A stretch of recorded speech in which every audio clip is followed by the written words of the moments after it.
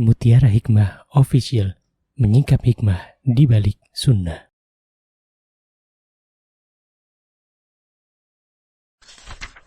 Salurkan donasi terbaik Anda untuk mendukung dakwah Mutiara Hikmah Official.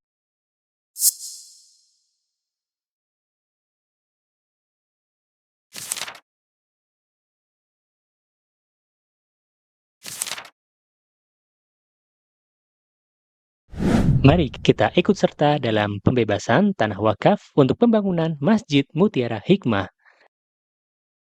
Bagi Anda yang ingin menyalurkan donasi, bisa melalui rekening Bank BSI di nomor rekening 2200220245 atas nama Masjid Mutiara Hikmah.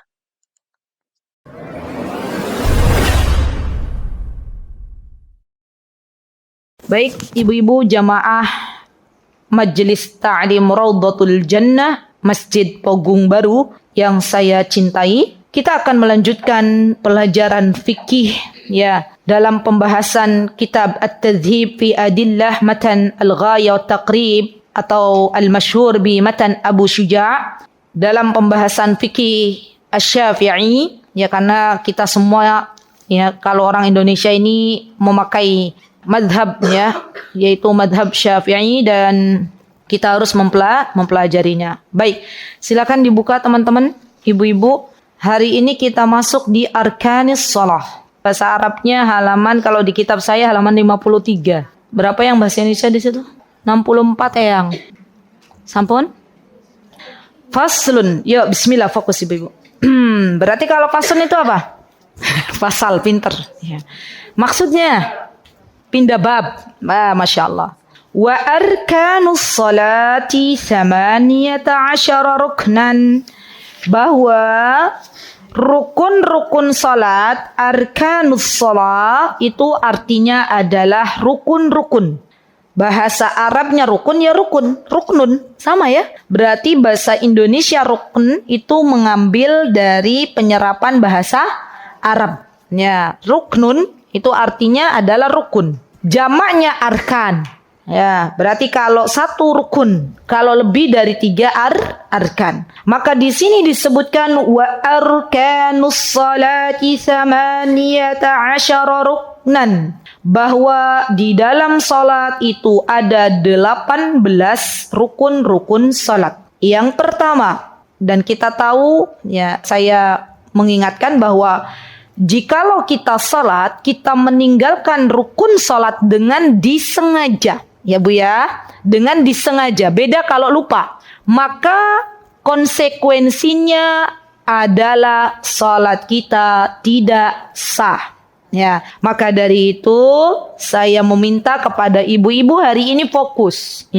Apakah kita sudah melaksanakan rukun-rukun salat atau salat kita hanya sekedar membatalkan kewajiban kita terhadap Allah Subhanahu wa ta'ala. Baik, yang pertama adalah an-niyah.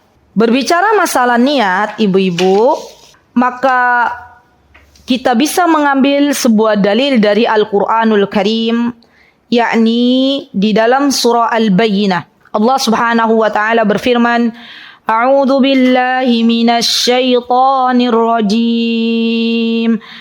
Wa ma umiru illa liya'budullaha mukhlishina lahuddin. Wa ma umiru illa liya'budullaha mukhlisin. Mukhlisin, kata Imam Al-Mawardi, kata beliau yang dimaksud mukhlis atau al-ikhlas itu adalah niat. Jadi di dalam salat kita meniatkan diri kita untuk salat, dan salat kita ditunjukkan untuk mengharapkan ridha Allah Subhanahu wa ta'ala. Dan kalau kita belajar tentang bab niat, maka niat itu sendiri definisinya adalah menyengajakan. Niat itu al-qasdu, tujuan. An-niyah ma'naha al-qasdu. Qasdu dalam bahasa Arab itu tujuan. Untuk apa? Tujuannya kita itu, kita salat itu kita berwudu, Kemudian kita berdiri itu untuk apa? Untuk sholat. Jadi tujuan kita berdiri setelah berwudu untuk sholat. Dan dalam ibadah, ibu-ibu, kita memerlukan niat. Kenapa? Karena niat ini yang akan membedakan sesuatu ibadah dengan adat istiadat. Saya tulis ya. Bismillah. An-niyah. Tadi rukunnya apa? Ini dulu. Ruknun, jamaknya apa? Arkan. Terus niat, ma'naha al-qasdu. Al-qasdu itu artinya apa tadi, Bu? Ma'naha al-qasdu. Apa arti al-qasdu tadi, Ibu? Tujuan. Nah, kenapa kita harus niat? Karena itulah yang membedakan niat itu antara ibadah dan adat istiadat. Maksudnya ibadah dan bukan ibadah. Ya, niat. Ya. Misal, contoh, gampangannya begini. Ada orang nggak makan, ibu-ibu. Pernah nggak ibu-ibu ketemu orang lagi diet? Yang salah mah, zaman sekarang tuh zaman aneh-aneh. Orang mau diet, itu dia harus jaga nggak makan berapa jam? Namanya apa? Berapa jam itu kira-kira? Maksimal. 16, ya saya pernah dengar 16. 16 jam tuh mboten dahar, mboten makan. Masya Allah, 16 jam. Bayangin tuh 16 jam. Kita puasa, nih kalau sekarang hari-hari ini puasa. Ambillah mulai puasa jam 4. Ya, ini gampangannya. Buka puasa jam 6. Coba dihitung, teman-teman. 14 jam. Ya. Teman-teman pengen diet 16 jam ndak makan, ya, ndak niat puasa, itu nggak dihitung puasa. Tapi kalau teman-teman niat, ya sahur, pengen puasa 14 jam menahan tidak makan, tidak minum, maka selama 14 jam teman-teman diberikan pahala oleh Allah. Bonusnya apa? Bonusnya badannya sehat. Alhamdulillah. Jadi ini loh yang membedakan. Ya, ini yang membedakan antara ibadah dan bukan ibadah. Kalau kita orang Islam ya Bu ya, daripada 16 jam nggak makan ya, mending kita puasa ya. Dan itu dapat pahala. Orang-orang Barat, orang-orang non-Muslim, ya ketika mereka tahu manfaat dari puasa itu sendiri itu sangat luar biasa, maka mereka itu akhirnya apa? Ikut-ikutan nggak makan gitu ya. Padahal Masya Allah Islam itu adalah agama yang luar biasa. Ya, nanti insya Allah sebentar lagi kita akan berjumpa dengan bulan Ramadan. Baik. Nah, niat ini berarti hukumnya adalah rukun ya di dalam madhab Syafi'i. Ketika kita tidak meniatkan sesuatu dalam ibadah sholat kita untuk sholat, maka ibadah sholat kita tidak sah. Itu pembahasan yang pertama. Pembahasan yang kedua, ibu-ibu. Mohon maaf jikalau nanti yang saya katakan mungkin ada sesuatu yang berbeda, tapi ini harus disampaikan. Ya, dan saya pun pernah mengalami ini. Begini ibu-ibu. Dulu waktu saya masih kecil, dulu tuh saya masih ingat kalau pagi sekolah SD. Ya, kalau sore sekolah MI, Eyang. Kalau daerah Cirebon itu, kenapa? Sekolah agama, ya MI.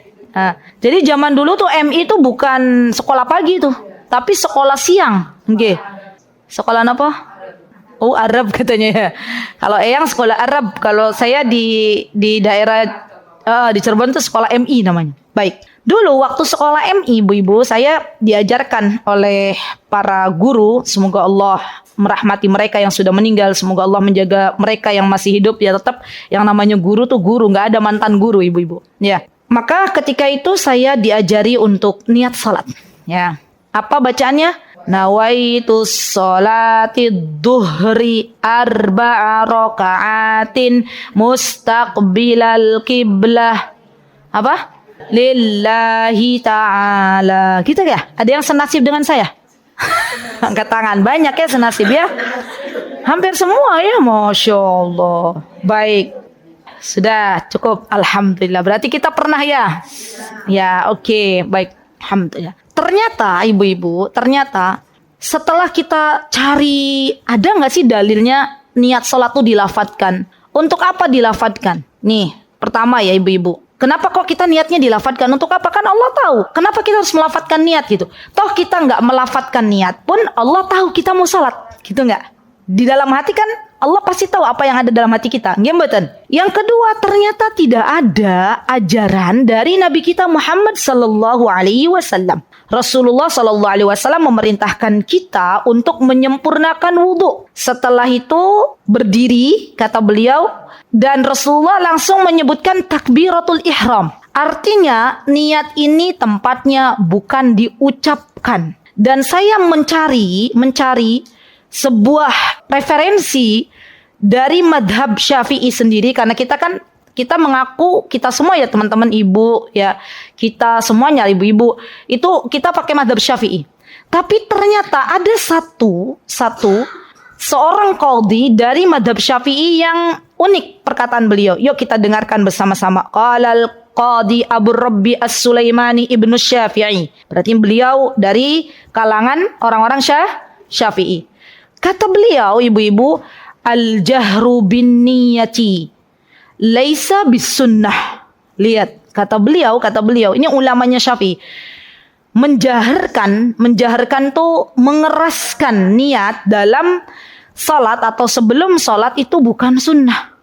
Berarti selama ini kita melafadzkan niat dari mana sumbernya? Dari siapa ya? Tidak tahu. Wallahu ta'ala a'lam. Coba kalau kita pikir-pikir, ini yang bicara dari madhab dari ulama Syafi'i. Subhanallah. Beliau mengatakan al-jahru bin niyah laisa bis sunnah. Subhanallah. Mengeraskan niat dalam suatu bukan sunnah. Subhanallah. Berarti ada yang salah, ibu-ibu ya. Ada yang keliru. Entah dari mana orang mengatakan niat itu harus dijaharkan. Yang jelas ya ibu-ibu, lihat. Subhanallah, kalau kita mengaku, saya, ibu-ibu semuanya kita pengikut madhab Syafi'i, kita sepakat semua ikut madhab Syafi'i. Harusnya kita itu belajar tentang apa yang diucapkan oleh Imam Asy-Syafi'i, apa yang ditulis oleh Imam Asy-Syafi'i. Bukan hanya sekedar ikut-ikutan, bukan hanya sekedar yang lain baca niat secara terang-terangan, saya juga baca niatnya. Nah itu seharusnya tidak kita lakukan. Ya, alhamdulillah, summa alhamdulillah. Setelah Allah kuatkan dan Allah berikan hidayah kepada saya bahwa tidak ada sumber yang jelas yang mengatakan bahwa niat itu harus dijaharkan, harus dilafadzkan dalam salat, maka saya meminta pertolongan kepada Allah. Ya Allah, tolonglah hamba ya Allah, berikan petunjuk kepada hamba ya Allah untuk meninggalkan apa yang sudah saya biasakan. Ya Allah, saya nggak mau ya Allah jadi orang yang rugi. Maksudnya salat saya nggak diterima gara-gara apa? Salatnya nggak sama dengan salatnya Rasulullah, dengan salatnya baginda Nabi kita Muhammad sallallahu alaihi wasallam. Kan eman, Bu. Eman apa batan? Eman. Sudah kita sholat ya Masya Allah menghabiskan waktu berapa menit gitu ya, tapi ternyata nun sewu sholat kita tidak diterima di sisi Allah karena berbeda dengan sholatnya Rasulullah SAW. Ya, alhamdulillah. Kemudian setelah itu saya biasakan ya ibu-ibu ya, saya biasakan waktu itu di usia SMP ya, itu pertama-tama niat dalam hati. Nanti kadang-kadang masih nawaitu sholat subhi raq'ataini mustaqbilal qiblat masih astaghfirullahaladzim. Berproses. Alhamdulillah setelah itu sudah ya sudah tidak lagi dijaharkan. Ya. Jadi ibu-ibu yang namanya hijrah ya, itu adalah nikmat dari Allah Subhanahu wa taala. Ya. Dan alhamdulillah saya bersyukur kepada Allah yang telah memberikan hidayah kepada saya. Dari pertama ya saya mendapati sesuatu yang tidak sesuai dengan sunnah, yang jelas Masya Allah kita harus mensyukurinya. Ya. Ternyata nikmat hidayah itu mahal. Ya, maka kita harus menggenggamnya dengan baik. Kita berdoa kepada Allah, ya muqallibal qulub, tsabbit qalbi ala dinik. Ya, jadi tadi ya ibu-ibu, niat itu tidak dijaharkan, niat itu tidak dikeraskan, karena niat itu sebagai tujuan. Ya, termasuk ibadah puasa nanti. Ya, ibu-ibu bertujuan lagi sahur bangun aja, sahur nih bangun. Ibu-ibu kan niat untuk puasa. Orang kalau mau bangun sahur itu untuk apa? Untuk begadang, untuk ngopi-ngopi aja atau untuk puasa biasanya? Sholat, berpuasa kan ya? Siap-siap. Ya. Berarti kata para ulama, Dengan bangun sahurnya kita minum, kita makan sahur, dan kita tahu bahwa besok adalah bulan Ramadan yang mana kita akan berpuasa di dalamnya, maka kata para ulama itu sudah masuk ke dalam niat. Ya. Di sesuatu yang mungkin ada sesuatu yang kita kok kayak gitu ya, tapi saya harus ucapkan ini ya. Saya tidak mau ya ibu-ibu yang saya cintai karena Allah, yang saya sayangi karena Allah, masih terus melakukan sesuatu yang memang gak ada landasan dalilnya. Ya, yuk kita bareng-bareng menjadi hamba Allah yang lebih baik, mumpung masih dikasih kehidupan oleh Allah Subhanahu wa Ta'ala. Ya, baik. Yang kedua, ibu-ibu, adalah al-qiyamu ma'al qudrati. Al-qiyamu ma'al qudrati ini adalah berdiri untuk salat. Dalilnya dari mana? Al-qiyamu ma'al qudrati, berdiri ketika kita mampu berdiri untuk salat. Allah Subhanahu wa Ta'ala berfirman dalam surah Al-Baqarah ayat 238. Apa kata Allah? Allah berfirman, a'udzubillahi minasyaitonirrajim. Hafidhu 'alas salawatil wusta wa qumu lillahi qanitin. Kata Allah, wa qumu, berdirilah. Berdirilah menghadap Allah dalam kondisi kita pasrah, tunduk kepada Allah Subhanahu wa Ta'ala. Dan ini menunjukkan, kata Ibnu Katsir, bahwa sholat itu aslinya adalah berdiri bagi yang mampu. Kalau yang nggak mampu boleh duduk. Ya, bagi yang nggak mampu duduk boleh berbaring. Bagi yang nggak mampu berbaring boleh dengan bahasa isyarat. Bagi yang nggak mampu dengan bahasa isyarat disolati. Kan sudah ya. Udah end gitu ya, sudah ya, Masya Allah. Jadi kalau kita, terutama salat wajib teman-teman, kalau kita mampu untuk berdiri. Ya. Tapi kalau memang ada udzur, nggak apa-apa duduk. Boleh. Ya, kenapa saya tekankan begini? Karena memang Rasulullah SAW itu dalam kehidupan beliau salat duduk itu biasanya ketika beliau salat sunnah. Ya, bukan ketika beliau salat wajib. Nah, itu yang pertama. Yang kedua, Rasulullah Shallallahu Alaihi Wasallam ya bersabda, beliau pernah mengatakan, "Shalli qa'iman fa in lam tastati fa qa'idan fa in lam tastati fa 'ala jam." Ya, kata beliau, salat itu dalam keadaan berdiri. Salatlah dalam keadaan kamu berdiri. Kalau enggak bisa kamu duduk, kalau enggak bisa kamu berbaring. Apa faidah? Ini penting nih teman-teman. Namanya penuntut ilmu tuh harusnya nyari faidah. Ya. Apa faidah dari kita salat berdiri? Satu, yuk kita bareng-bareng ya, belajar ya. Pertama, ketika kita sedang salat teman-teman dalam kondisi berdiri, maka renungkanlah bahwa kita itu sedang menjalankan perintahnya Allah Azza wa Jal. Kita lagi menjalankan perintahnya Allah, nyuruh kita salat berdiri, udah kita berdiri. Ya. Yang kedua, renungkanlah bahwa kita sedang menjalankan perintahnya Rasulullah. Jadi kenapa kita salat berdiri? Karena Rasulullah memerintahkan kita untuk salat berdiri. Sampun. Yang ketiga, terlalu cepat napa mboten? Eyang-eyang Bu Reni yang masih cepat nulisnya, nanti difotokan tulisannya Bu Reni. Ya, di-share di grup. Eyang-eyang ini Masya Allah rajin-rajin loh. Rajin-rajin dari kita yang muda nih. Kita yang muda-muda nih ibu-ibu nyatet ya. Jujur aja ya, kita nyatet. Setelah itu nanti sampai rumah tuh pasti kita sudah nutup tuh, bukunya ditutup. Kapan kita buka lagi bukunya ini? Pertemuan yang akan datang. Dan itu bukanya di Masjid Pogung Baru. Jujur nggak? Jujur. Eyang-eyang ini ya, saya yakin nanti malam tuh udah dibuka lagi tuh. Masya Allah. Dilihat. Enggak batan? Enggak.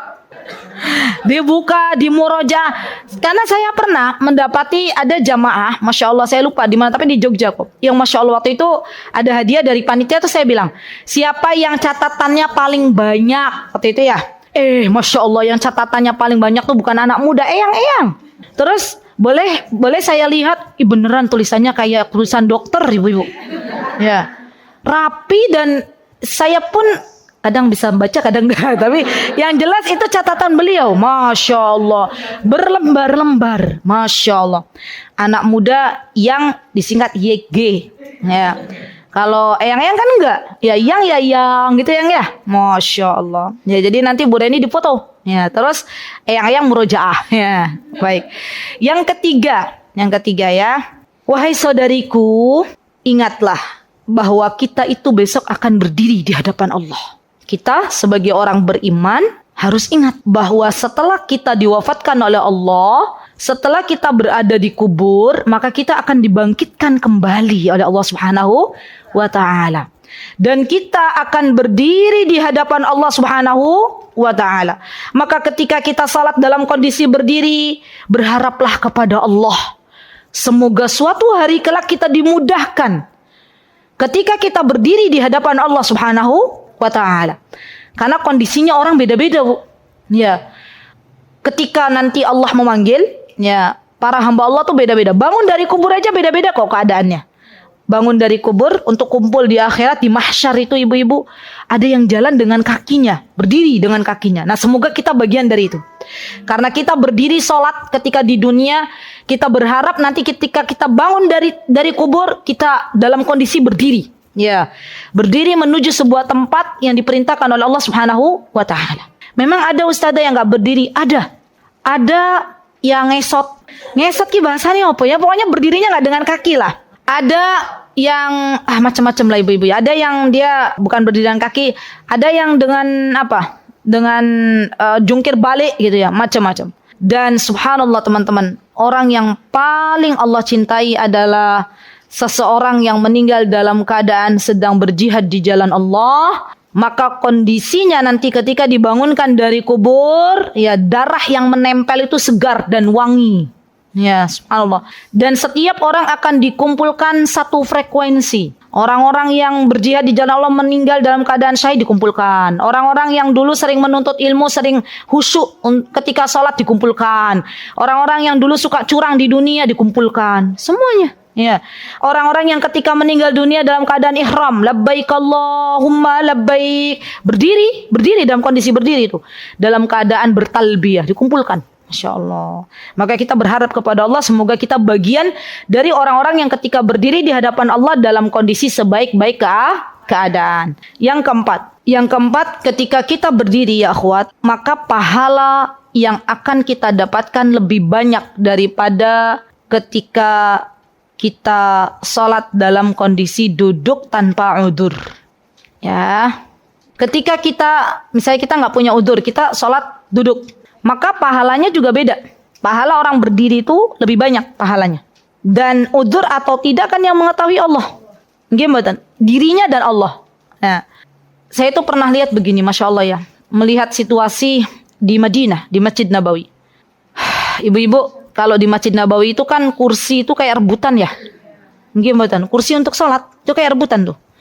Jam-jam mendekati sholat udah habis kursi. Ya. Maka waktu itu saya melihat, masya Allah ya, semoga Allah menjaga nenek tersebut ya. Saya hanya melihat aja, tapi saya nggak tanya dari mana nek, enggak. Cuman lihat Allah memperlihatkan itu. Nenek ini awalnya ketika saya datang beliau di atas kursi. Masya Allah, masya Allah. Maka ketika ada orang yang datang kembali dan sepertinya kesulitan dalam berjalan, orang kan beda ya ketika dia bisa berjalan tegak dan kesulitan dalam berjalan, ya. Maka nenek ini bilang ya ke yang baru datang ini, beliau berdiri, kemudian beliau kursinya diserahkan kepada yang baru datang yang nun sewu, berjalannya seperti dalam kondisi tidak normal itu. Kata beliau, pakai ini kursi gitu ya. Wallahi itu pelajaran yang saya tidak bisa melupakannya. Ya walaupun saya nggak kenal itu siapa neneknya, ya, siapa orangnya, tapi yang jelas masya Allah beliau punya akhlak yang mulia. Ya mungkin beliau datang lebih awal biar dapat kursi, ya. Tapi beliau ingin memberikan kursi ini untuk saudaranya, subhanallah. Dan ini bagian dari isar, ya, bagian dari mendahulukan orang lain. Jadi jangan sampai kita bisa berdiri, tapi kita mengambil haknya orang lain. Ya, maka berdoa kepada Allah agar Allah senantiasa berikan kita nikmat sehat, bisa berdiri untuk sholat. Dan bagi ibu-ibu, eyang-eyang yang diuji oleh Allah Azza wa Jalla, hari ini sholatnya belum bisa berdiri, maka bersabarlah. Terimalah takdir ini dengan baik. Karena sesungguhnya ketika kita menerima takdir dan bersabar atas segala apa yang Allah berikan, maka itu menjadi sarana untuk menggugurkan dosa-dosa kita. maka ini menjadi sarana untuk dialirkannya pahala atas kesabaran kita. Subhanallah. Dan tidak ada yang Allah berikan kepada kita hari ini, kondisinya apapun yang kita dapatkan, kecuali itu adalah baik. Ya, jadi nggak usah kita mengeluh, nggak usah kita kenapa kok Allah tidak berikan saya kesempatan untuk berdiri dalam sholat. Ya, kalau memang benar-benar ada udzur, Allah Maha tahu. Baik. Kemudian yang ketiga, ibu-ibu, adalah takbiratul ihram. Takbiratul ihram itu bagian dari rukun. Takbiratul ihram itu bagian dari rukun. Maka ketika seseorang sholat tidak takbiratul ihram, maka sholatnya tidak sah. Bagaimana caranya? Mengangkat tangan. Mengangkat tangan dengan dua cara. Yang pertama, mengangkat tangan setinggi pundak kita. Yang kedua, mengangkat tangan setinggi telinga kita. Ya. Jadi tidak terlalu begini. Dan ada tuh orang mengangkat tangan Allahu Akbar gitu ya. Ini kan berarti di bawah pundak. Ya. Mengangkat tangan sejajar dengan pundak atau sejajar dengan telinga. Yaitu hanya dua saja. Dan Rasulullah Shallallahu Alaihi Wasallam mengangkat tangan di dalam salat itu yang pertama. Rasulullah kapan mengangkat tangan dalam salat? Yang pertama dalam takbiratul ihram. Beliau mengangkat tangan. Ya. Dan ini teman-teman harus diperhatikan. Ya, ketika teman-teman masbuk, ya cepet-cepet tuh imamnya sudah sujud. Ya, maka biasanya kan teman-teman langsung sujud. Jangan langsung sujud, takbir dulu. Takbiratul ihram. Ya, karena teman-teman masuk salat. Ya. Sadar apa enggak? Kalau masbuk itu kan kadang saking buru-burunya ya. Datang ya, langsung sujud ya. Padahal kata sebagian ulama dia harus takbiratul ihram dulu karena dia masuk gerbangnya gitu loh. Setelah niat itu gerbangnya takbiratul ihram ya. Yang kedua, Rasulullah kapan mengangkat tangan ketika salat? Yang kedua ketika akan ruku. Ya, ini namanya takbiratul intiqal. Tuh sebagian ulama mengatakan Rasulullah mengangkat tangan ketika sebelum ruku. Allahu Akbar. Yang ketiga ketika bangun dari ruku, yaitu i'tidal. Yang keempat ketika bangkit dari tasyahud awal. Yang keempat adalah ketika bangkit dari tasyahud awal. Nah, kita pelan-pelan aja ya teman-teman ya, ibu-ibu ya. Boleh enggak lafaz yang kita ucapkan tuh bukan Allahu Akbar, tapi semisal dengan itu. Allahul Azim, misal gitu ya kan. Allahul Karim gitu ya. Allahul Halim misalnya ya. Apakah boleh teman-teman ibu-ibu? Mboten pareng. Kenapa? Karena nggak ada ajarannya dari Nabi kita Muhammad SAW. Dan ini perlu dicatat. Karena zaman sekarang itu banyak kelompok sesat ya. Yang bikin, masa ya mau takbir, ibu-ibu pernah nggak lihat gini nih? Mau takbir bukannya mengangkat takbir sampai bahu ataupun sampai telinga, tapi mengangkat takbir tuh Allah puter. Nah, pernah nggak lihat seperti itu? Ada loh. Pernah lihat kan Mbak? Ya. Jadi takbir tuh nggak langsung Allahu Akbar sedekap, tapi diputer dulu. Nah, itu nggak tahu ajaran dari mana itu. Ya. Padahal Rasulullah Sallallahu Alaihi Wasallam ketika setelah takbir langsung sedekap. Kalau kita yang madhab Syafi'i, kalau Maliki enggak, Maliki takbir terus langsung tidak bersedekap. Yaitu madhab Maliki. Ya. Jadi yang puter itu, ya itu bukan madhab Syafi'i, bukan Maliki. Wallahu taala alam. Dari mana? Maka tadi saya katakan bahwa yang namanya takbir itu ucapan yang harus kita ucapkan adalah Allahu Akbar. Dan tidak sah kalau selain Allahu Akbar. Masya Allah. Ajarkan kepada anak-anak. Nak, kalau takbiratul ihram itu cuma satu bacaannya. Apa bacaannya? Allahu Akbar. Dan untuk bacaan takbiratul ihram Allahu Akbar beda dengan niat. Ya, kalau niat tadi tidak diucapkan, kalau takbiratul ihram diucapkan. Ini penting juga nih kaidah. Nggak boleh sholat itu pokoknya yo batin gitu. Ada orang sholat begitu sambil merem gitu batin. Gini aja, nggak bilang Allahu Akbar batin dalam hati, itu nggak boleh teman-teman. Sunnahnya adalah diucapkan dengan lisan. Nggak usah besar-besar. Yang penting suara kita terdengar oleh telinga kita. Allahu Akbar, gitu ya. Baik.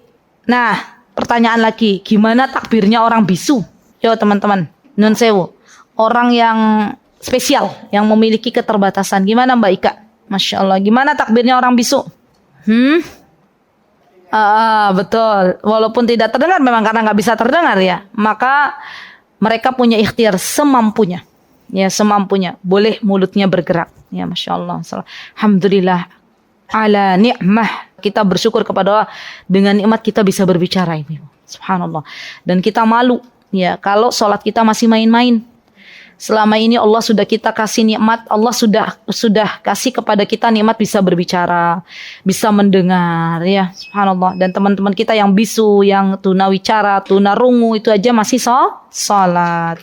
Baik. Kemudian bentuk jari-jarinya, telapak tangannya gimana ibu-ibu? Apa rapat, apa terbuka begini? Gimana? Ibu-ibu cek. Ayo ibu-ibu pura-pura salat aja gimana? Rapat berarti begini yang? Rapat kan gini? Coba diingat-ingat ibu-ibu. Waktu ibu-ibu sholat gimana? Yang kayak gini berarti bukan rapat yang. Rapat tuh kan begini. Tapi yang salah mah coba lihat. Nah itu kan nggak rapat tuh. Iya enggak? Kata para ulama, ya disebutkan di dalam Sahih Ibnu Huzaimah, ya bahwa yang namanya telapak tangan ketika kita takbiratul ihram maka tidak terlalu direnggangkan dan tidak terlalu rapat. Sedang saja. Ya tadi kayak yang salama tadi itu sudah benar. Ya, kalau rapat kan diginikan loh, rapat sekali. Ya, tidak juga dibenggang-benggangkan begini enggak. Ya biasa saja. Baik. Tengah-tengah. Ya, Masya Allah. Dan ibu-ibu button itu ini apa dalamnya telapak tangan tuh harus ngadep kiblat, jangan kebalik. Ini nggak boleh. Allah, itu nggak boleh. Ya. Oh, nyamping ini. Oh, wallahu taala alam. Rasulullah mengajarkan ini menghadap kiblat. Ya. Kalau begini, wallahu taala nggak mau hormat kayaknya ya. Hormat kan begini. Ya. Samping begini ya.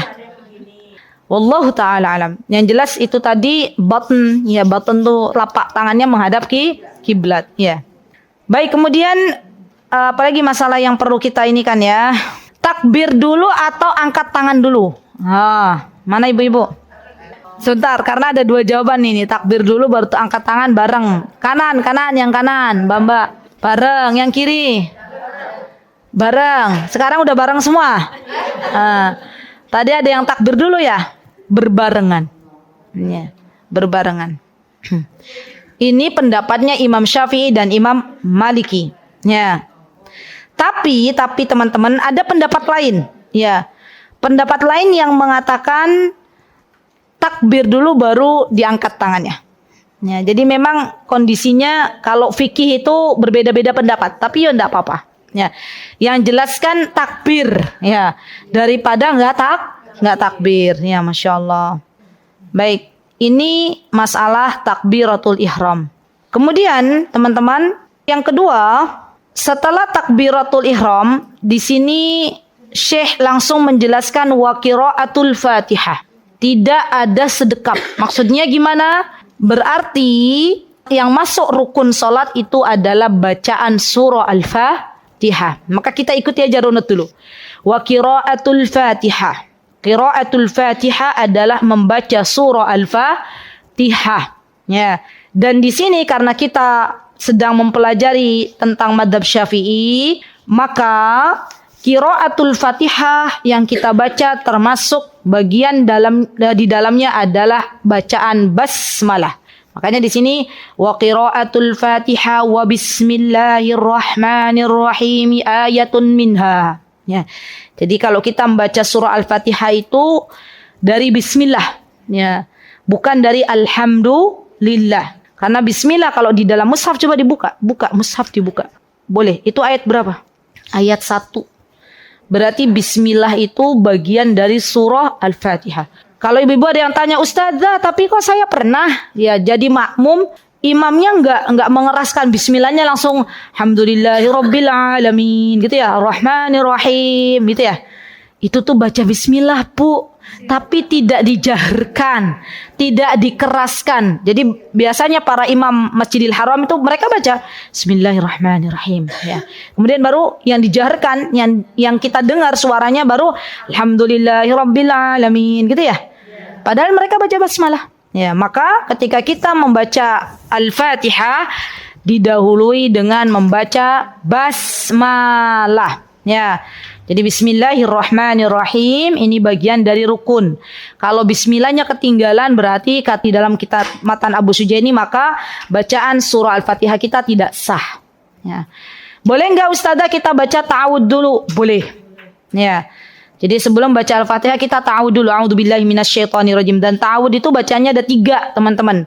Yang biasa saya dan ibu-ibu baca itu a'udzubillahi minasyaitonirrajim. Ada lagi riwayatnya sahih. A'udzubillahi as-sami'il 'alimi minasyaitonirrajim. Ada lagi a'udzubillahi as-sami'il 'alimi minasyaitonirrajim min hamzihi wa nafthihi wa nafthihi. Dan dari ketiga itu yang paling minimalis a'udzubillahi minasyaitonirrajim. Dan itu yang kita pilih. Ya, alhamdulillah. Kan kita itu kalau minta surga apa, Bu? Firdaus. Tapi kalau mengamalkan sesuatu yang minimalis, ya alhamdulillah. Yang penting istiqomah. Kan gitu nanti kalau kita orang Indonesia ya. Enggak apa-apa, sedikit-dikit minimalis, yang penting istiqomah. Amin. Baik, yang selanjutnya berarti yang keberapa nih? 1, 2, 3, 4, 5, 6. Yang ke-6 ya? Kan bismillah bagian dari rukun. Yang kelima apa yang ke-6 situ? Ya, yang kelima bolehlah. Itu kan urutan nomor aja ya. Yang kelima adalah ruku. Ruku dengan tumakninah. Ruku dengan tumakninah. Baik, ibu-ibu, ruku itu adalah bagian dari rukun. Ya. Maka kalau kita berbicara masalah ruku itu secara bahasa artinya menunduk. Ya. Jadi sholat itu harus ada rukunya. Gimana kalau kita sholatnya duduk masih bisa ruku? Bisa. Gimana caranya? Kita tundukkan, kita bungkukkan sedikit badan kita, dan ketika sujud maka badan kita lebih turun lagi. Ya, itu adalah sholat dengan duduk. Jadi ruku itu harus tetap ada. Dan ruku itu ya akhwat adalah sesuatu yang ditolak oleh orang-orang kafir. Ketika Allah Subhanahu wa taala memerintahkan orang-orang untuk ruku, wa idza qila lahumurka'u la yarka'un. Itu ada dalam Al-Qur'an. Jadi ketika Allah Subhanahu wa taala memerintahkan kepada orang-orang kafir Mekah ketika itu untuk ruku, menunduk, tapi mereka enggak mau menunduk. Maka faidah yang bisa kita dapatkan kalau kita ruku, renungkan kita sedang menyelisihi orang-orang kafir. Ya. Karena orang kafir tuh nggak mau ruku. Kemudian ada dalam sebuah hadis Rasulullah SAW menyebutkan idza qumta ila sholati fakabbir waqra ma tayassaru ma'aka minal Qur'an tsummarka. Kata Rasulullah, kalau kalian salat maka bertakbirlah dan bacalah Al-Qur'an yang paling mudah ya. Kemudian rukuklah. Berarti ruku ini bagian dari anjuran Nabi kita Muhammad sallallahu alaihi wasallam. Sebelum ruku tadi apa, Bu? Takbir. Baik, nah posisi ruku. Ayo ibu-ibu, ini kita belajar. Posisi ruku tuh kayak mana? Ada yang praktek? Mau praktek? Dapat pahala loh jariah. Siapa yang mau praktek ruku? Ibu mau? Boleh, ada yang bantu, tolong. Sini Bu, depan Bu. Siapa yang mau bantu? Madep ke sana enggak apa-apa. Atau madepnya kemana? Boleh dari berdiri. Diperbaiki Mbak. Oh iya, tadi saya lupa ya menyampaikan. Ketika kita berdiri, posisinya gimana kaki kita? Rapet atau direnggangkan? Agak direnggangkan. Nah, kayaknya terlalu renggang deh Bu. Ya, oke. Dan ibu-ibu, kalau lagi sholat bareng jamaah wanita, ya berdiri, itu dirapatkan kalau pas lagi sholat berjamaah. Rapat soft itu apa? Kaki ketemu kaki, bukan sajadah ketemu sajadah. Ya Mbak, tolong dirapatkan Mbak. Ya, boleh Bu, silakan Bu. Ya, oke, sip. Ya, sip. Terus ruku Bu. Allah. Mana lututnya Ibu? Oh iya lutut. Mbak, tolong Mbak diperbaiki Mbak. Maaf ya Bu ya. Ininya Mbak. Punggungnya kurang. Kepalanya kurang naik dikit. Nah, ya sedang lah kayak gitulah ya. Udah cukupan Mbak. Enggak terlalu nunduk, enggak terlalu mendongak. Ya, sedengan. Ini kurang naik dikit Bu. Bukan, kepalanya. Nah, oke, baik. Nggih. Masih ada yang kurang enggak? Apanya? Oh, ke arah tempat sujud. Iya, ke bawah. Kemana memangnya? Oh ya, ke bawah udah. Kenapa? Dan ruku yang benar itu ibu-ibu ketarik. Bagian kakinya tuh ketarik. Iya, pegel nggak Bu? Enak toh Bu? Bahasanya Mbak Ika itu apa Mbak Ika? Stretching. Sampun Bu, terima kasih. Jazakumullah khair. Jadi, jari jemarinya nggak terlalu rapat ya, tadi setengah direnggangkan di lututnya ini dicengkram, dicengkram. Bukan bagian paha ya, lutut. Kalau nggak punya lutut gimana? Oh, sih itu beda. Ya, alhamdulillah lutut ini nikmat ibu-ibu. Lutut ini kalau sehat kita bisa ruku benar. Makanya kalau ibu-ibu olahraga ya, niatkan biar bisa sholat dalam kondisi yang terbaik. Nah, kan biasanya kalau orang sakit itu yang biasanya ibu-ibu ya sudah mulai menua, yang dirasakan apa bagian apa? Lutut. Ya, maka dari itu ketika kita diberikan lutut yang sehat, bersyukur. Baik Ibu, terima kasih, jazakumullah khair. Alhamdulillah diingatkan tadi untuk masalah berdiri ya, tadi masih dalam kondisi berdiri ini, alhamdulillah Allah ingatkan. Posisi pandangan kita. Nah, tadi kan ruku kan ke bawah. Pas kita berdiri, posisi pandangan kita kemana Bu? Ke tempat sujud, bukan ke atas, bukan juga ke samping. Tapi ada riwayat lain yang menyatakan bolehnya ke depan. Ya, kenapa? Karena kalau dulu para sahabat semua sholatnya sujud, nunduk ke pandangan sujud, maka tidak bisa mereka menceritakan bagaimana sholatnya Nabi kita Muhammad Sallallahu Alaihi Wasallam. Ya, yang nggak boleh itu naik ke atas, mendongak, itu nggak boleh. Dan dalam kondisi mata kita melek, bukan merem. Kenapa saya sebutkan? Betul, karena ada kelompok, entahlah wallahu ta'ala alam itu kelompok apa yang tadi muter-muter gitu ya. Terus pas berdiri itu kondisi matanya merem. Subhanallah, memejamkan mata. Ya. Dan ini tidak ada sunnahnya ya akhwat. Ya. Jadi gimana usia udah biasa aja. Ya. Yang penting menghadirkan sesuatu di dalam hati bahwa kita itu sholat gitu loh. Nggih. Nggak usah, kan biasanya orang dipenjem-penjem matanya katanya apa? Biar lebih khusyuk. Padahal mejem matanya tapi hatinya anakku belum dijemput, jemuranku ya sami mawon. Ya. Iya ibu-ibu, karena khusyuk itu letaknya di hati juga. Ya, menghadirkan bahwa ibu-ibu itu sedang sholat. Nah, baik, untuk bacaan ruku ibu-ibu sebenarnya ada beberapa bacaan. Yang sering ibu-ibu baca apa? Subhana rabbiyal azim. Ya. Dan masih ada bacaan-bacaan yang lain. Lagi-lagi kita pilih yang minimalis. Itu yang paling minimalis itu. Ya, yang paling pendek. Tapi kita kalau minta surga firdaus. Alhamdulillah. Wat tuma'ninatu fi. Tuma'nina itu berhenti sejenak, Ibu-ibu. Jadi kalau ruku tuh nggak usah cepet-cepet. Mau kemana? Ruku itu dinikmati. Tadi kan kata Mbak Ika lagi stretching ya. Orang kalau rukunya benar, maka setelah sholat badannya enak Bu, seger. Tapi kalau orang sholatnya terburu-buru, boro-boro tumakninah, baru sujud sebentar, ya ketemu dengan lantai langsung naik lagi. Baru ruku sebentar sudah naik lagi. Coba dicek, habis sholat bukannya tambah segar tapi ngos-ngosan. Ya, jadi ini adalah bentuk ya dari perintahnya Nabi kita Muhammad SAW agar kita bertumak nina. Dan jangan tinggalkan tumak nina karena tumak nina bagian dari rukun. Ya, baik.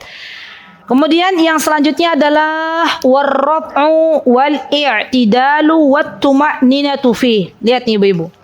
Jadi di sini Syekh menjelaskan setiap gerakan terutama masalah ruku, masalah i'tidal ini semuanya dibarengi dengan tumakninah. Berarti kalau kita berdiri ketika kondisi kita i'tidal jangan terburu-buru. Pastikan ibu-ibu ketika sholat ibu-ibu tidak menahan lapar. Ya, karena orang lapar lagi sholat sebelumnya ya dihidangkan makanan, ya maka sholatnya nggak khusyuk, pengen buru-buru. Pastikan ketika kita sholat tuh kondisi jiwa kita itu sedang dalam keadaan menghadirkan hati, menghadirkan jiwa. Tidak kemudian kita mengingat jemuran yang belum kita angkat. Ya. Jadi kalau kondisinya kayak gini nih Bu, lebih baik itu ibu bikin jemuran yang atasnya ada atapnya. Kalau ibu-ibu bikin jemuran atasnya ada atapnya dengan niat biar sholatnya lebih khusyuk dapat pahala. Ya, iya, kan sesuatu itu tergantung niat lagi. Ya. Jadi Bu Reni bikin jemuran atasnya ada atapnya tuh dengan niat, ya Allah, biar kalau saya lagi sholat tiba-tiba datang hujan, jemuranku masih dijemur, biar saya nggak kemrungsung sholatnya, dapat pahala. Masya Allah. Jangan kita kira kita membangun sesuatu itu nggak berpahala. Ya. Kalau kita niatkan dengan niat-niat yang baik, ibu-ibu beli mobil, ya diniatkan, ya Allah beli mobil ini buat ngangkut jamaah gitu ya. Nanti ke Masjid Pogung Baru, mobilnya sekalian yang isi 15, biar satu kampung ikut semua. Dapat pahala, Masya Allah. Ya. Ini Masya Allah, setiap apa yang kita niatkan dari niat-niat baik, pasti Allah akan balas dengan pahala yang berlipat ganda. Baik. Kemudian di sini was-sujudu wat-tuma'ninatu fi. Ini yang keberapa kalau di tempatnya ibu-ibu? Yang ke-8. Baik, yang ke-8 adalah sujud dan tuma'ninah. Sujud aja harus tuma'ninah. Berarti sujudnya enggak boleh cepat. Ya. Ibu-ibu kalau sholat tarawih ada nggak yang sujudnya cepat-cepat? Banyak? Ya banyak. Padahal yang namanya sholat itu bukan perlombaan. Siapa cepat dapat hadiah, bukan. Bahkan sholat itu ya adalah sebuah ibadah yang kita membutuhkan ketenangan. Baik, nah pertanyaannya. Sebelum sujud ibu-ibu, cara turun sujud itu kayak mana? Kalau Eyang uzur ya, Masya Allah. Baik, yang lain. Ada beberapa pendapat ternyata. Pendapat pertama, ini biar kita lebih bijak lagi. Lutut dulu, baru tangan. Ini pendapat pertama. Ya, lutut dulu, baru tangan. Dan ini pendapat jumhurul ulama, termasuk di dalamnya Imam Asy-Syafi'i, ya, madhab Syafi'i, Hanabila dan Hanafiyah.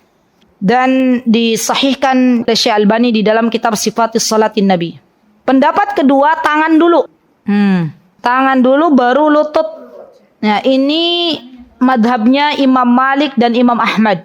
Jadi Imam Syafi'i itu lutut dulu baru tangan. Itu Syafi'i. Kita kan lagi belajar madhab Syafi'i ini.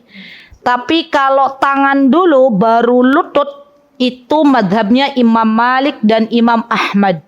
Gimana Ustazah, boleh nggak saya tangan dulu? Boleh.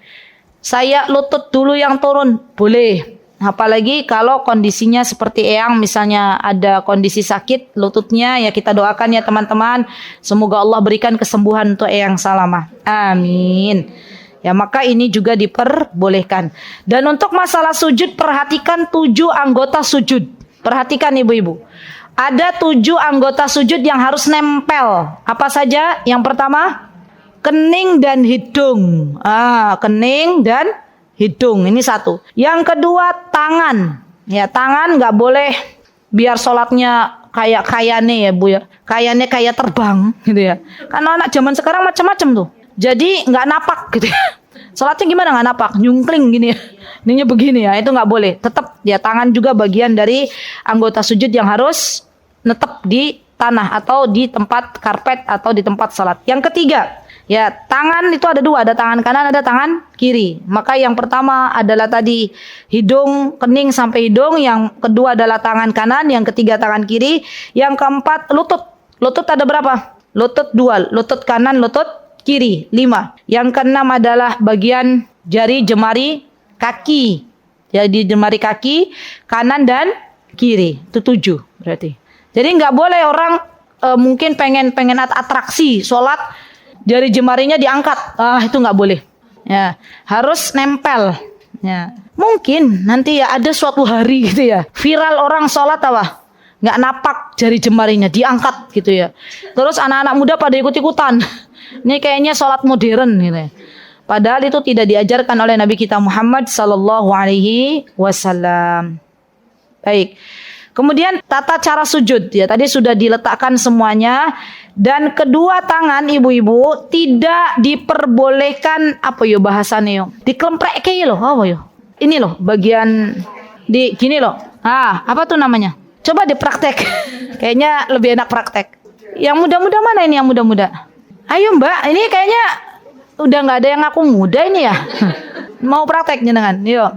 Nggak apa-apa, bismillah. Ya, niat untuk mensiarkan ilmu. Yuk Mbak. Ini yang salah dulu ya, yang salah Mbak, yang salah. Nah ini, nggak boleh nih kayak gini. Salah ini kayak gini, keliru. Diklemprekkan lagi Mbak, klemprek. Atau naik ke atas lagi tangannya. Iya, iya. Sholat dengan sujud yang seperti ini biasanya kita dapati orang-orang Pakistan, Bangladesh. Kalau di tempat umroh, sampun Mbak. Atau jazakillah khair. Atau bahkan sebentar, di sini kan belum tak kasih tahu yang benar ya.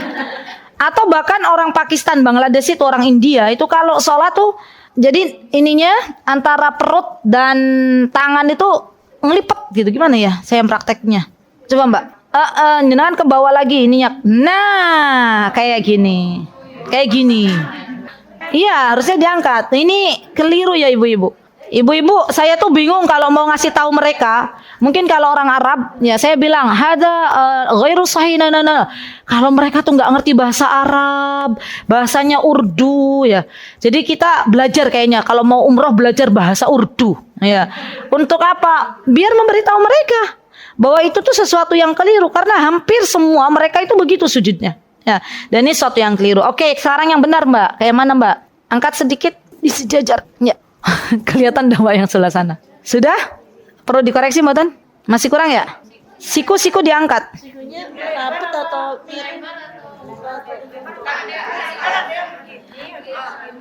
Oh, sejajar kalau Ana. Coba. Yang penting kan diangkat, dijauhkan. Gimana ya? Kalau Ana gini, sebentar, nanti kan beliau praktek, beliau lihat Ana. Kalau Ana gini ya, ini gini, terus gini. Tuh, diangkat, ini diangkat. Ya, praktek lagi. Diangkat. Yang penting ini bagian siku naik gitu. Sudah, enak kok ibu-ibu. Praktek boleh pada sujud, boleh. Sujud. Oh, iya kalau berjamaah ibu-ibu jangan dilebarkan sujudnya ya. Kecuali kalau berjamaah. Maksudnya jazakillah khair, barakallahu fiik. Maksudnya gini ibu-ibu, yang ingin saya jelaskan gini. Jadi nggak ada ya, saya belum pernah mendengar Rasulullah SAW itu mengatakan yang namanya rukuknya perempuan tuh dikepei. Nah itu saya jelaskan. Dilempit. Itu nun sewu tidak ada anjurannya. Ya, jadi dilempit apa bahasanya dikempit. Wallahu ta'ala alam, dikempit. Ya, sedikit lah ibu, nggak usah direnggangkan kayak tadi. Kita misalnya, yang penting bagian siku ini diangkat. Ya, terangkat. Bukan dikelembrek begini enggak. Ya, dan kalau ada yang dikempit-kempit, coba tanya dari mana dalilnya. Wallahu ta'ala alam. Dulu, sampun ibu-ibu, dulu saya juga begitu. Dulu karena ibu saya menyuruh saya sujud ngempit, ya dikempit, ya saya dikempit. Tapi lama-kelamaan akhirnya kok dikempit-kempit, ya ngapain dikempit-kempit gitu ya. Alhamdulillah wa syukurillah ternyata nggak ada ya anjuran dari Nabi kita Muhammad SAW untuk mengempit-kempit tangan kita. Ya sudah, ya sama ya antara laki-laki dan perempuan, ya tidak ada perbedaan. Baik, sudah ini sampai sujud aja dulu, gitu ya Bu ya. Coba ditengerin Bu, ditengerin. Ya, al-julus bainas sajadataini belum. Al-julus bainas sajadataini belum, kita sampai ke sujud. Baik ibu-ibu, insya Allah cekap. Ya, semoga apa yang kita dapatkan pada pagi hari ini menjadi ilmu yang bermanfaat. Mohon maaf jika ada kesalahan dalam penyampaian. Semua datang dari Allah Subhanahu wa Ta'ala, dan apabila ada kesalahan datang dari saya pribadi, saya memohon maaf yang sebesar-besarnya. Aqulu qouli hadza wastaghfirullah li wa lakum wa akhiru da'wana alhamdulillahi rabbil alamin. Assalamualaikum warahmatullahi wabarakatuh. Mutiara Hikmah Official, menyingkap hikmah di balik sunnah.